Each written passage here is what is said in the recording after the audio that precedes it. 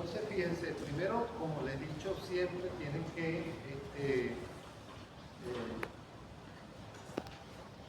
que buscar las definiciones. ¿Ok?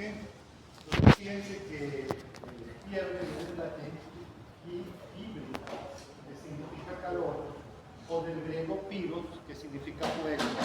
Ustedes vieron pirotos y todo eso, lo que se estaba refiriendo era al término griego de fuego. Definición: elevación de la temperatura corporal por encima de las fluctuaciones normales diarias, y ya van a ver qué significa eso, junto con el aumento del set point termorregulatorio hipotalámico por la acción de pirógenos exógenos y endógenos. ¿Okay? ¿Qué diferencia hay entre fiebre y el aumento de temperatura del golpe de calor o del agotamiento por calor, cualquiera de los dos? ¿Qué diferencia hay entre los dos? Que la fiebre es un set. Bueno, que la fiebre hay un cambio en el set point de termorregulación y en el golpe de calor hay un fallo en los mecanismos de disipación del dolor. De disipación del calor, eso es correcto. Pero fíjate que aquí para la fiebre, para que ese set point cambie, que es el punto de regulación, las neveras tienen un set point, ustedes la ponen a 4 grados y tiene que estar a 4 grados. Ok, si se echa a perder, bueno, sube o baja. Entonces tiene que haber pirógenos exógenos y endógenos. Los pirógenos exógenos son bacterias,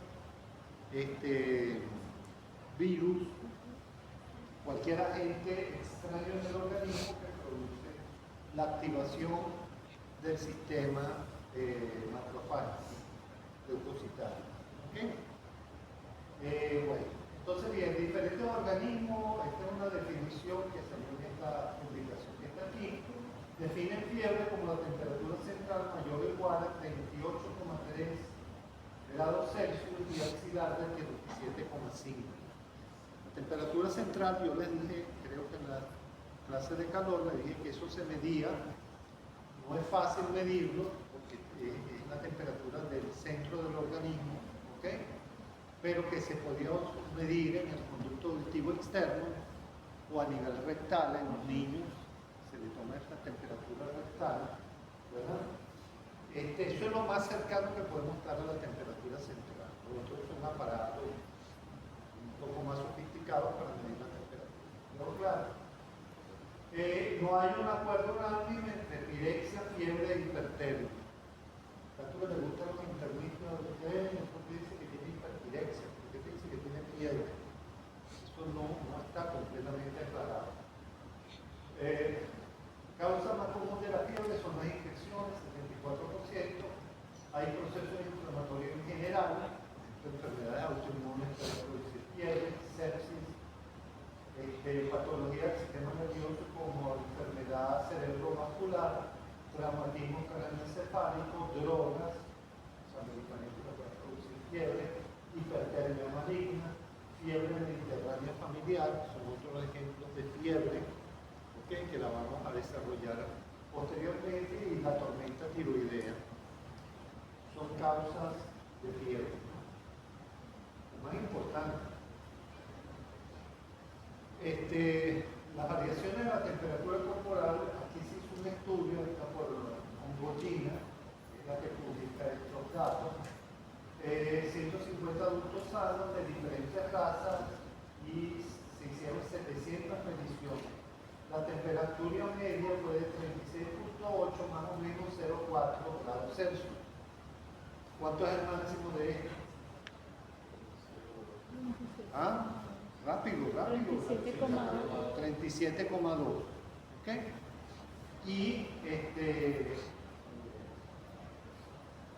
Y la mínima, o sea, la mínima es 36,8 menos 0,4, 36,4. ¿Ok? La temperatura va a variar entre esos rangos. Recuerden que la temperatura no es constante a lo largo del día, hay un ritmo circadiano. Y esto es lo que quieren decir aquí. Medidas en el percentil 99, a las 6 de la mañana es 37,2 y a las 4 de la tarde es 37,7. ¿Ok? ¿Por qué se me ocurre que en la tarde la temperatura debe ser mayor que en la mañana? Siempre circadiano. Metabolismo. Bueno, ¿por qué el metabolismo? Siempre que digan algo tiene una justificación. ¿Por qué el metabolismo? ¿Qué diferencia hay en el metabolismo entre la mañana y la tarde? O la tarde-noche. No, pues hay gente que desayuna en la mañana como si comiera al mediodía. Un plato de pasta. Me acabo de enterar de esto, si no me dijo eso. O sea que eso tampoco es. ¿Qué más? ¿Quién más tiene un ritmo circadiano mañana-noche, mañana-tarde? Hormonal. ¿Quién dijo? Vale, fue el cortisol. Entonces, el cortisol es un antiinflamatorio, ¿verdad? Y él aumenta en la mañana y disminuye en la tarde. Entonces, la temperatura corporal en cierta forma está influenciada por esa caída del cortisol. ¿Ok? Bien, bueno, eso es una justificación. Todo hay que tratar de justificar. Bueno, la mayoría de los autores definen fiebre entre mayores de 37.2 o menor de 37, fiebre mayor, temperatura matutina, claro, si es mañana o tarde. Si es mayor de 37.2 en la mañana, hay fiebre. Si es mayor de 37.7 en la tarde, hay fiebre. ¿Ok? Aunque después van a ver que hay otra noticia. Entonces, órganos involucrados en el incremento y decremento de la temperatura. Bueno, los vasos sanguíneos de la piel, como ustedes entenderán, ahí si hay vasodilatación, se irradia más calor por infrarrojo, ¿verdad? Que es la forma en que se pierde el calor. Y las glándulas sudoríparas a través del mecanismo más importante de pérdida de calor, que es la sudoración. ¿No? Claro. El tejido adiposo pardo juega un papel importante en estos casos. ¿Cuándo es importante el tejido adiposo pardo? En los recién nacidos. Los prematuros no tienen casa.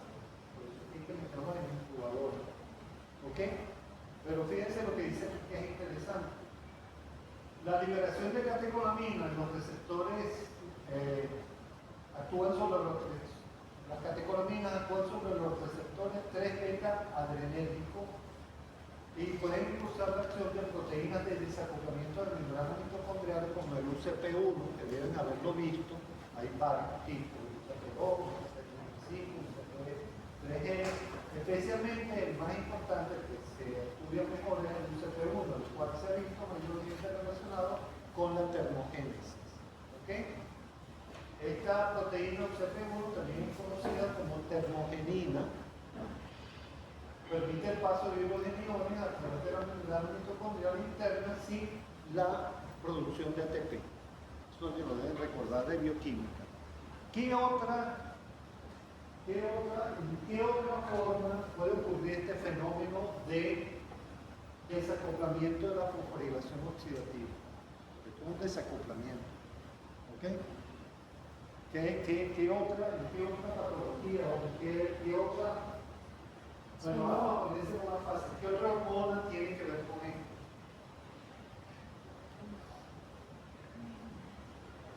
No se les ocurre. ¿Qué hormona se secreta para cuando hay frío, cuando hay calor? La hormona tiroidea. ¿Ok? La hormona tiroidea, cuando está en exceso, hace exactamente lo mismo, actúa a través del UCP1, produciendo desacoplamiento de la fosforilación oxidativa. Por eso es que esas personas en hipertiroidismo sienten mucho calor y de hecho les aumenta la temperatura corporal. ¿Okay? ¿Qué más? El músculo esquelético, ¿cómo participa en la regulación de la temperatura? No se me ocurre. ¿Pero nadie ha tenido fiebre aquí? ¿Sí o sí? ¿De verdad? ¿Nadie? ¿Quiénes no le han dado nunca fiebre? Eso sí, por favor, es la primera hacer un estudio.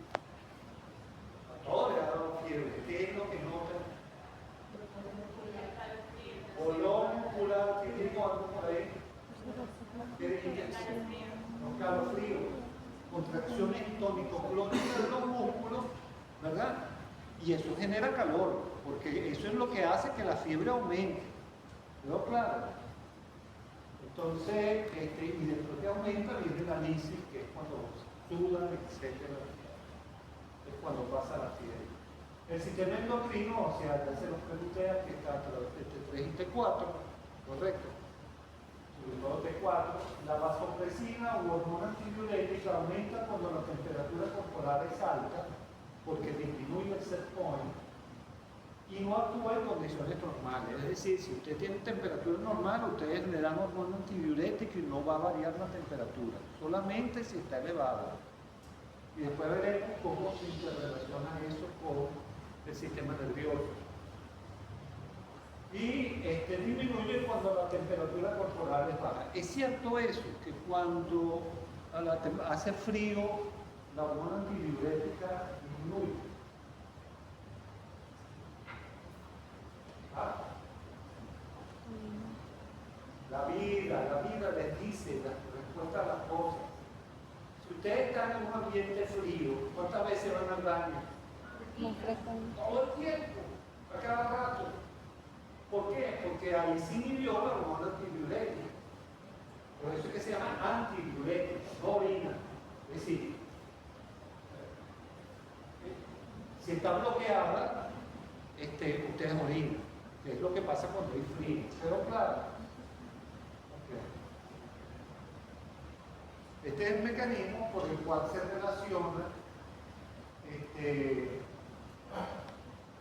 núcleo, que es el núcleo del tracto solitario. El núcleo del tracto solitario recibe inervaciones del facial, ¿okay?, del glosofaringeo y del vago. De tal manera que el vago tiene relación con la regulación de la temperatura.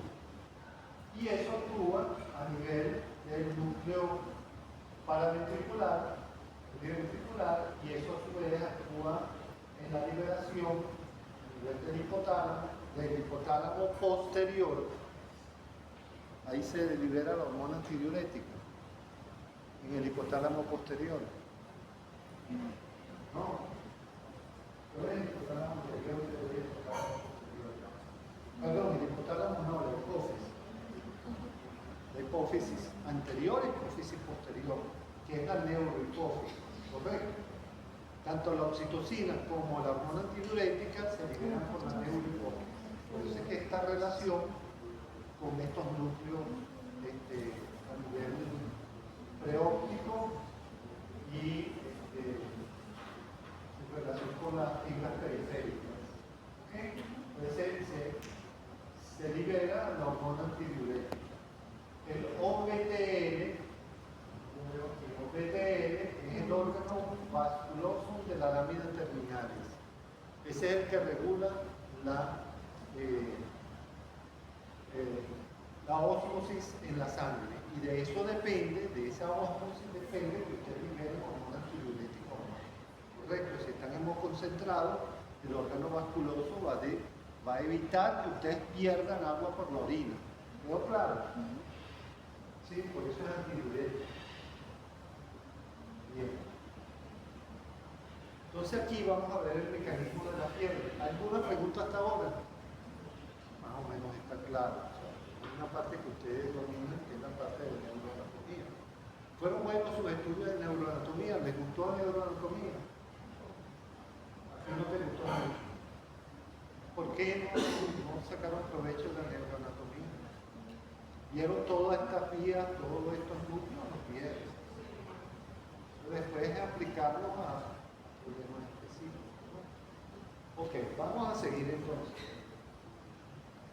Tenemos que, en la vía de la fiebre, tenemos una infección, un daño, un trauma, ¿okay? Cualquiera de estos fenómenos va a producir activación de las células de Purfer y de los linfocitos, ¿okay?, circulantes, y eso a su vez, por acción de los pirógenos exógenos, van a interactuar con esa célula. No se ve muy bien, pero es culpa de la lámpara, no es culpa del aparato. Van a actuar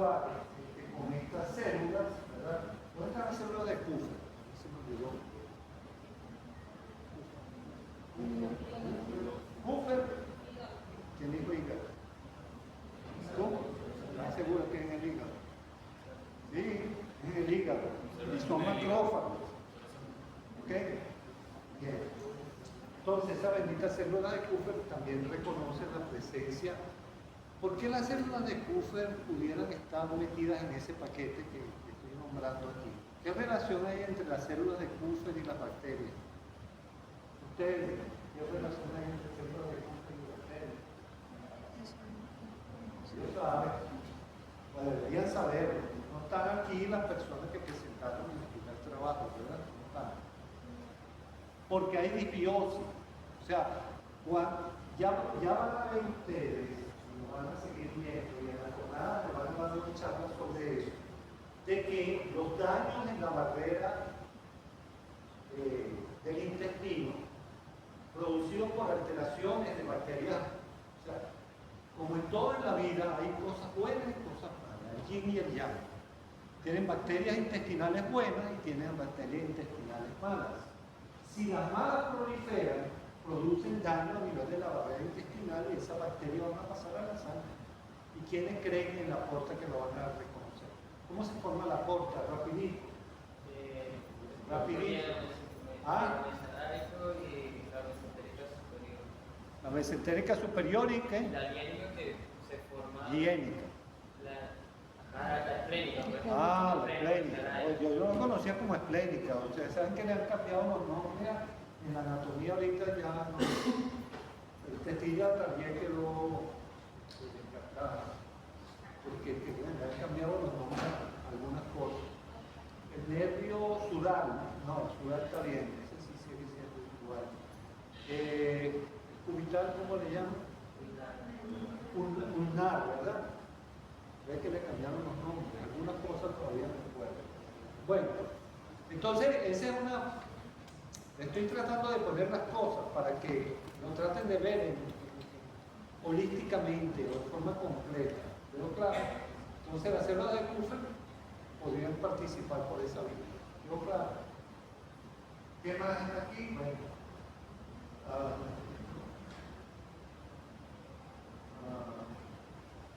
Bueno, los linfocitos y otras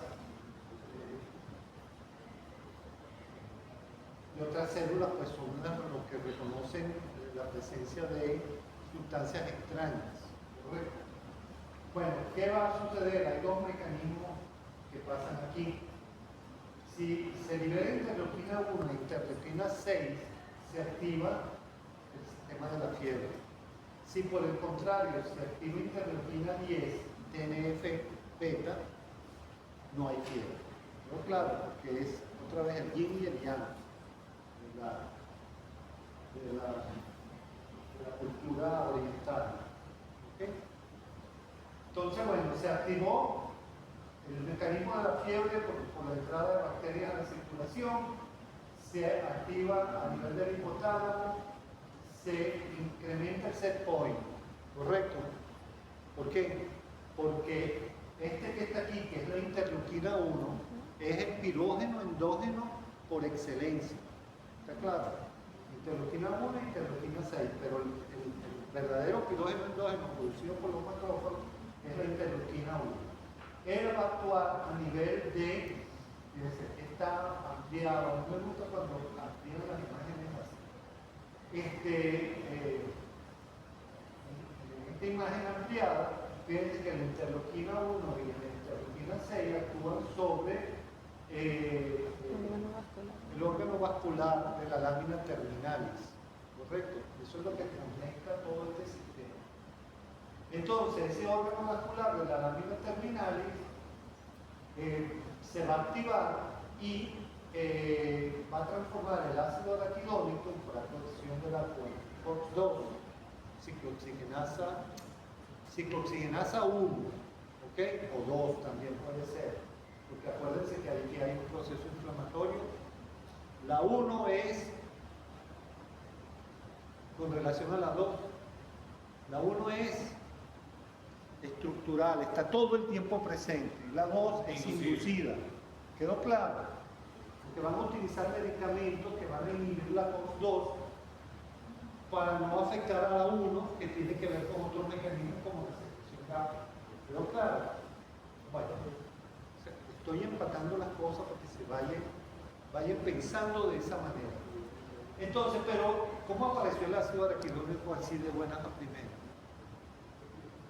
El ácido araquidónico salió de su casa, no sé, apareció ahí, vino de la alimentación, ¿de dónde? ¿Viene de dónde? Del sitio donde tuvo la lesión o ahí mismo la fosfolipasa 2. Se activa la fosfolipasa 2 por la entrada de calcio. El calcio activa la fosfolipasa 2, ¿ok?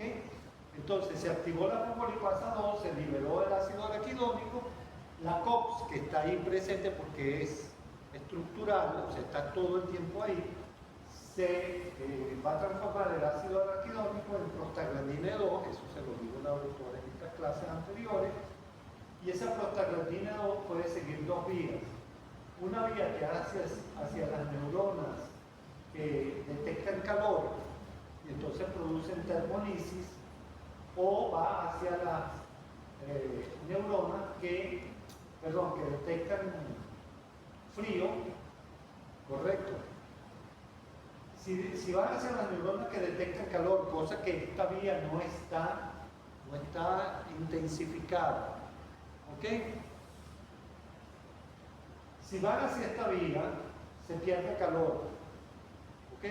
Si en cambio va hacia la vía de las neuronas que detectan cold neurons, las neuronas que detectan el frío, ¿verdad? Y el set point está por encima, ¿qué creen ustedes que va a pasar? ¿Cómo? Aumenta la temperatura, ¿correcto? Ella está detectando frío y la prostaglandina 2 le está diciendo, mira, no hay ningún frío aquí. ¿Qué hacen esas neuronas para aumentar la temperatura y llegarla y equipararla al set point? La respuesta sistémica es contracción muscular, lo acabamos de decir. Por eso es que tienen escalofrío. Primero el escalofrío precede a la fiebre. ¿Quedó claro? Entonces tienen escalofrío, aumenta la temperatura y se equipara con el nivel alto de set point que se produce ahí. O sea, por eso es que cuando tengo fiebre siento que tengo frío, pero en realidad estoy subiendo la temperatura. Está subiendo la temperatura porque empieza con frío, pero después la contracción muscular hace que la temperatura del organismo aumente. Escalofrío. Porque Escalofrío. Y es por estas neuronas que están aquí que detectan cold neurons, detectan el frío. Pero por eso, el prostaglandina 2 me está diciendo a mí que tengo frío. O sea, no, está estimulando esas neuronas para que produzcan calor. Pero le estaría diciendo que tiene frío, esa es mi pregunta. Sí, o sea, esta prostaglandina 2 tiene que modificar el set point, ¿ok? Le está diciendo al organismo, mira, tú tienes unas bacterias en el organismo y tienes que eliminarlas y tienes que aumentar la temperatura. Correcto, y ya vamos a ver por qué hay que aumentar la temperatura. ¿Cuál es la importancia de la fiebre? ¿Ok? Eso es lo que está pasando ahí. Vamos a ver, seguimos adelante y se va aclarando la situación. Fíjense aquí. Aquí tiene que haber un equilibrio entre los CIR y los CARS. Systemic Inflammatory Response Syndrome. ¿Ven? Systemic Inflammatory Response Syndrome. Y el que contrarresta el síndrome de respuesta inflamatoria, o sea, tiene efecto antiinflamatorio, que es el CARS. Entonces fíjense aquí, si este señor aumenta, lástima que no se ve aquí arriba, pero es todo lo que produce aumento de temperatura, es decir, la activación depositaria, etcétera. Tampoco se ve esta lámina muy clara. Bueno, total aumenta todo lo que va a aumentar la temperatura son los CIRS, ¿ok? Y los CARS tienen que contrarrestar este aumento de temperatura. Esto se ve mejor en esta gráfica. Fíjense, vamos por la vía normal, aparece la injuria, aparece la inflamación, aumenta los CIRS, interleuquina 6, TNF-alfa, ¿ok? Y los CARS que estaban bajitos empiezan a aumentar para tratar de contrarrestar a los CIRS. Si esto no ocurre, entonces entramos en lo que se llama disfunción de múltiples órganos. ¿ok? Porque no se ha podido controlar el proceso inflamatorio. Entonces empieza a dañarse el hígado, el corazón, etcétera, todos los órganos que están por ahí. Multiple Organ Dysfunction Syndrome. ¿Ok? Esto es grave, es gravísimo. Eso pasa en la sepsis. ¿Ok? Bueno, está claro hasta aquí, ¿verdad? Bueno, esta lámina, ¿se ve? No se ve. Esta lámina está en internet. Si quieren la ven, lo que me interesaba de aquí es que el nervio vago participa, ¿verdad?, en el aumento de temperatura a nivel del set point. ¿Ok? Esto por eso trae la lámina, pero no se ve, pero es muy gráfica, porque si uno se sienta a revisarla, es muy explicativa de lo que pasa en el proceso febril. ¿Por qué la fiebre es beneficiosa? Bueno, vamos a ver aquí. Primero, los patógenos infecciosos humanos generalmente demuestran replicación óptima a temperaturas menores a 37 grados. Ahí viven ellos felices, ¿no? Por ello, la temperatura elevada del huésped inhibe su reproducción. Eso sería una ventaja. La segunda, el aumento de temperatura in vitro de 35 a 41.5 in vitro, quedó claro, porque cuando es in vivo, esas son temperaturas que ya llevan a daño del sistema nervioso central, ¿ok? Aumenta la actividad antimicrobial de muchos antibióticos. Eso se ha visto in vitro. La elevación de la temperatura también puede estar asociada con un aumento de la inmunidad innata, asociada a la destrucción microbiana. Eso también lo vieron en mi instalación. En sepsis es recomendable dejar la fiebre evolucionar, es decir, al principio ustedes tienen que dejar, tiene 38.5, vamos a bajarle la fiebre. Eso no es lo correcto, hay que dejar un poquito que la fiebre pase más tiempo en el individuo, que evolucione un poco más. ¿Okay? No bajarla inmediatamente. Se baja cuando llega a otras condiciones que va a haber. Entonces, es recomendable la fiebre, dejarla evolucionar. Temperaturas elevadas en las primeras 24 horas se asocian con disminución de la mortalidad en sepsis severas. ¿Okay? Y también se observa que la temperatura por encima de los 40 grados Celsius hay un aumento de la mortalidad de los pacientes. Entonces, no hay que dejar que la temperatura llegue a 40 grados, sino antes de que llegue a esa temperatura, pues comenzar ya con las medidas de bajar la temperatura, que pueden ser... Los niños, ustedes tienen un niño, ¿verdad? Vamos a poner de 1 año, 2 años, que tiene fiebre. ¿Qué hacen ustedes para bajarle la fiebre? Si está en 39.5, casi 40, a veces los niños llegan facilito a 40. Tienen que bajarle la temperatura rápidamente. Lo meten en una bañera con agua fría, ¿correcto? ¿Sí? Sí, la gente es tocar, pero no se debería hacer. Porque no se Porque debería los hacer, niños son muy propensos para porque las niñas son muy propensas a contusionar.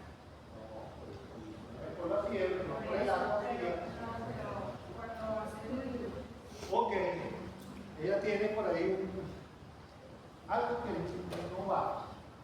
Ok, no va porque lo siguiente, no tiene que ver con el agua fría. No deben meterlos en agua fría porque en la clase que yo les di de temperatura, ¿qué pasa si lo meten en agua fría? ¿Qué es lo que hace mucha gente? ¿Okay? ¿Produce? Habla duro. Puede producir vasoconstricción y liquidez. Vasoconstricción, pónganlo sencillito, no se compliquen las cosas con el choque térmico y esas cosas que vamos a definirlas. ¿Ok? Le producen vasoconstricción y entonces no irradia el calor. Al contrario, toda la temperatura se va al centro del cuerpo, aumenta la temperatura central, que es lo que no quiere, y ya les voy a explicar por qué no van a aumentar. ¿Ok? ¿Quedó claro? Entonces, más bien deben ponerle agua tibiecita, un poco por debajo de la temperatura corporal, 37 grados, hacer el masaje, ¿ok? Y facilitar la vasodilatación para que irradie calor y después, bueno, se le da... Ustedes ven aquí que se administra aspirina para bajar la fiebre, porque bloquea la COX-2 y no se produce la PGE2 para que aumente el setpoint. ¿Ok? Bien, esa aspirina se le puede dar a los niños, generalmente no se le da aspirina, y ahorita cada vez menos se da aspirina porque produce disminución de la agregación plaquetaria, está relacionada con algunas, por ejemplo, si la fiebre es por, ¿cómo se llama?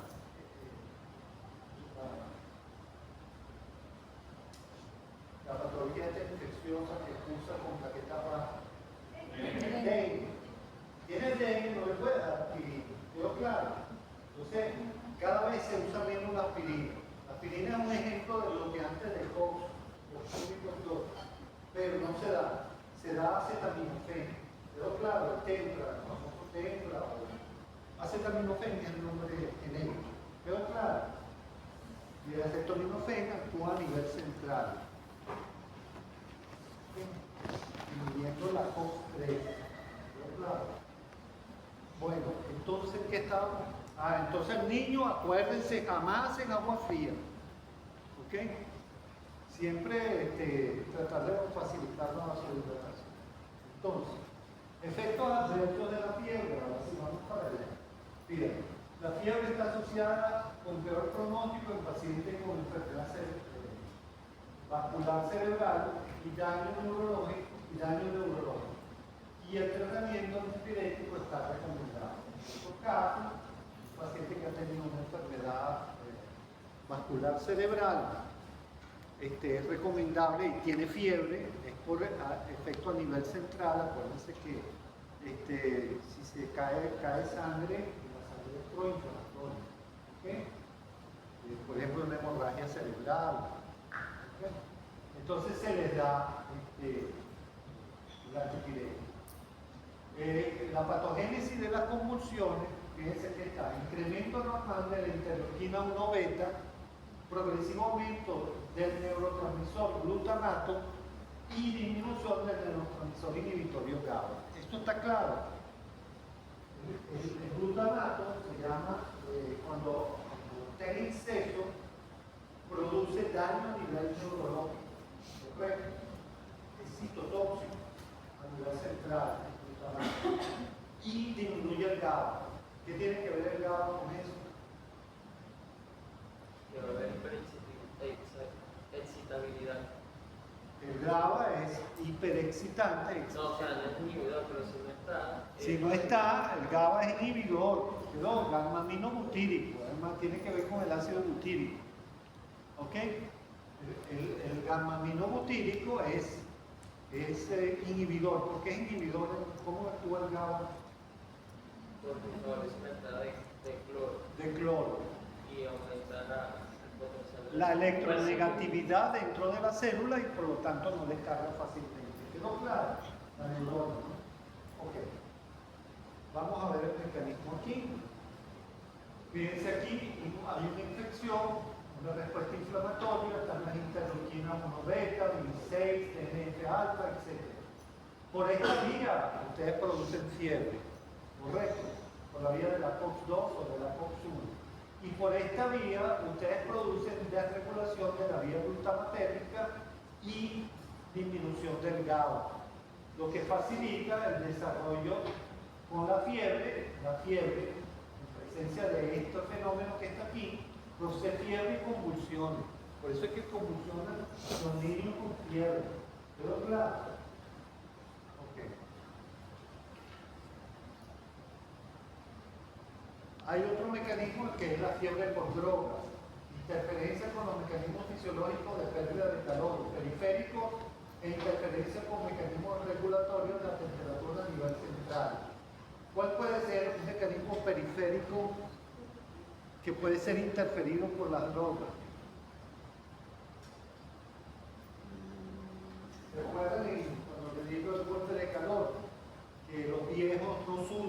los viejos están tomando sustancias bloqueantes de la vía colinérgica.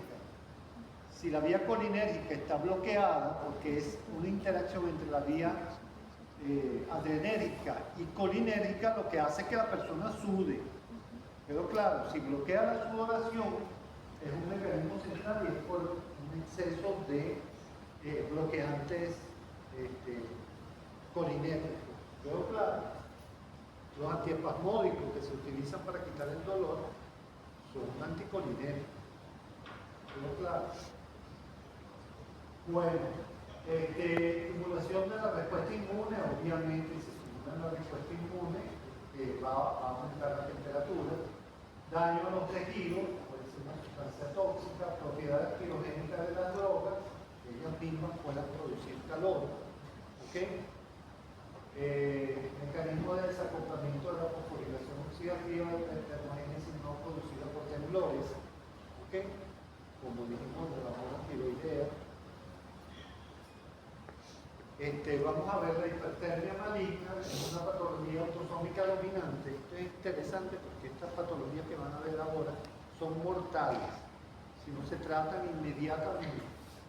¿Okay? Entonces la hipertermia maligna es debida a una enfermedad autosómica dominante causada más común es una mutación del receptor de la guianodina,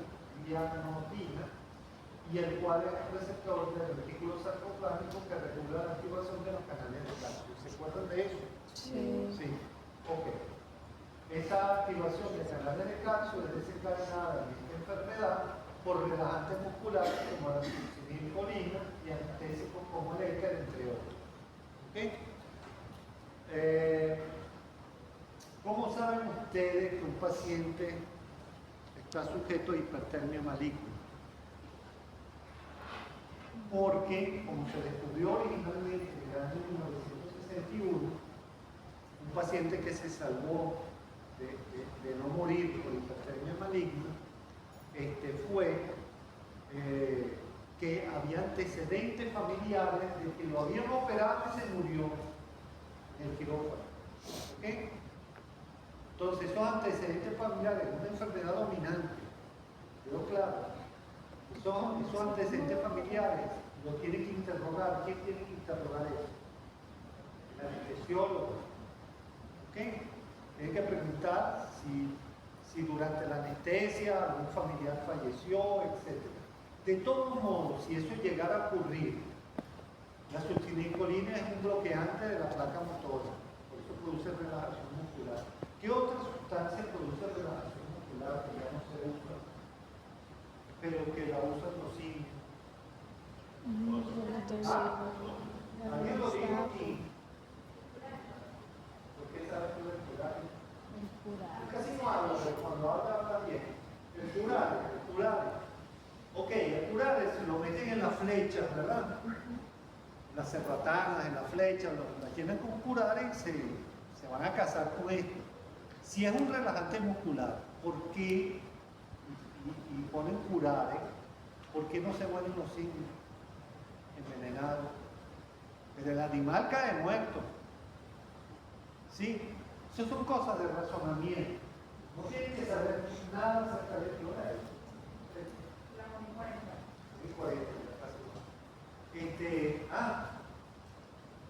¿Qué se me ocurre?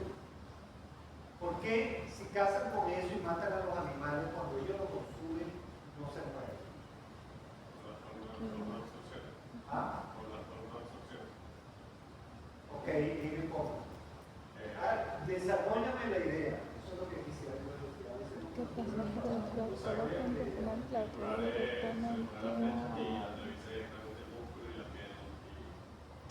Pero yo creo que también depende de la concentración, porque si puede matar a una persona, o sea, en verdad... No, fíjate tú, lo que pasa es que la molécula de curare, si ustedes se toman el tiempo de verla, como es, por eso es que a veces, no, es que a mí no me interesa la estructura, la fórmula y la cosa, no, sí es importante.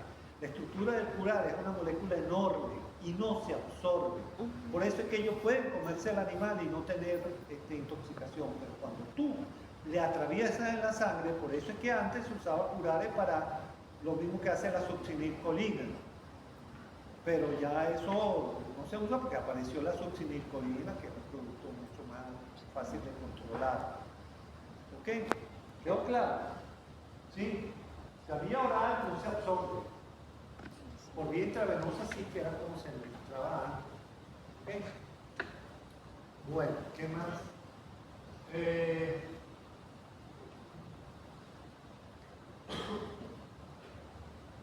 Estábamos en hipertermia maligna, pueden ser los antecedentes familiares muy importantes, y cuando un individuo, porque no conoce los antecedentes familiares, porque el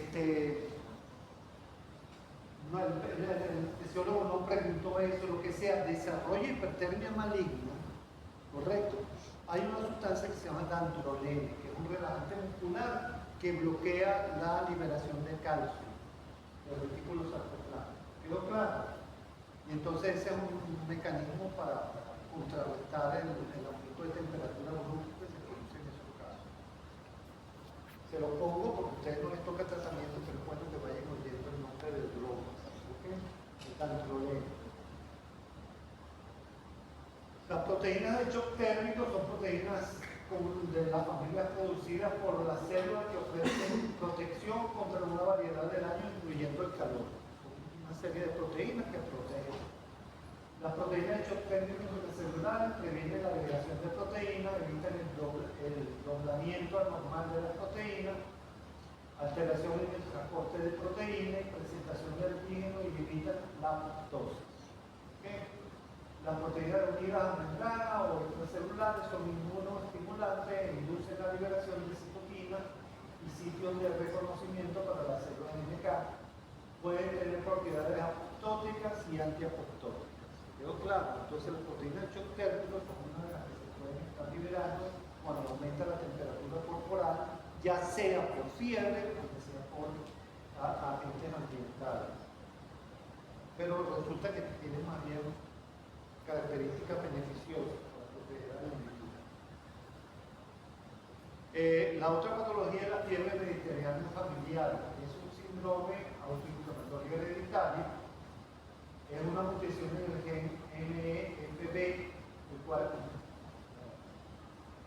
fiebre mediterránea familiar, el cual codifica para la proteína llamada pirina, también llamada marenostrina o CRIM20. Asocia con enfermedades autoinflamatorias. El término marenostrina lo dejé ahí porque ¿a qué hace referencia la gente cuando dice el Mare Nostrum? ¿Ah? Mare Nostrum, ¿qué? El Mar Nuestro, sí, pero cuando la gente habla del Mar Nuestro, ¿qué habla? De la cuenca mediterránea. Esta es una enfermedad que se ve en griegos, italianos, españoles. Pero claro, por eso es que le llaman marenostrina y por eso es que uno a veces la recuerda más que como pirina. ¿Ok? Tiene un papel en la inmunidad innata, en el ensamblaje del inflamosoma, que ya lo conocen, y sensa señales de daño intracelular activado por mediadores de inflamación. El gen lleva cantidades de pirina reducidas, o sea, en este caso no hay una sobreproducción de pirina, sino una disminución de la pirina o proteínas transformadas que no pueden desarrollar su función correctamente. Como resultado, la pirina no puede desarrollar su supuesto papel en el control de la inflamación, llevando a respuestas inflamatorias inapropiadas o demasiado prolongadas. ¿Cuál es la característica de un paciente que tiene fiebre mediterránea familiar? Su alteración tiene periodos intermitentes de fiebre con policerositis, dolor abdominal y torácico. ¿Ok? ¿Qué es la policerositis?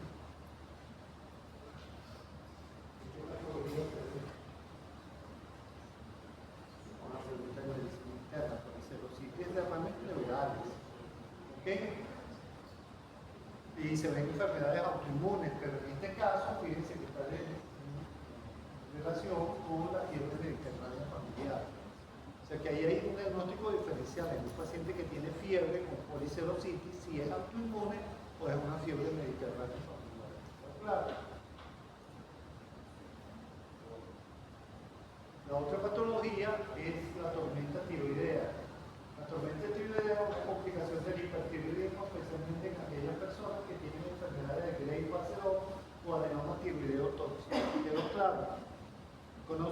Grey Basedow? Nunca lo han oído. Ok, y un nódulo tiroideo tóxico es un nódulo tiroideo hiperfuncional. Los traumatismos de la tiroides también pueden producir tormenta tiroidea. El Grey Basedow es una patología en la cual hay anticuerpos contra el receptor de TSH. La TSH es la que estimula la tiroides, ¿correcto? Una hormona hipotalámica,